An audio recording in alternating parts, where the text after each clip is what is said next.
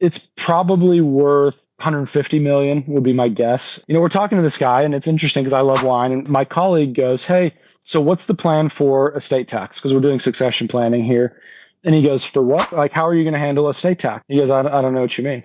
We start to walk through it, and he goes, "Well, anything above this amount, the feds want 40%. He goes, "No, you're making that up. That's crazy." No, actually, that's how it works. And he goes, "So your business is going to go to your boys?" And he goes, "Yeah."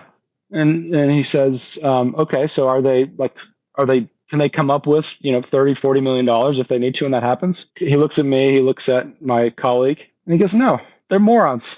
What are we going to do? How are we going to fix this?" And so that's a little bit aggressive, but that's a real story of someone who has this problem, didn't know that it was an issue, and it's a liquidity issue in his case, right? And so what happens is in these types of situations, we need to gift and we need to structure assets the right way so that we can get a discounted valuation when they pass through to the kids. But in his case, and it's the perfect example of folks can be highly successful, can be great at their business and not know how some of these rules work. In a lot of cases, the second and third generation maybe isn't as competent as the first generation that built it, at least in the idea, in the eyes of the founder, right?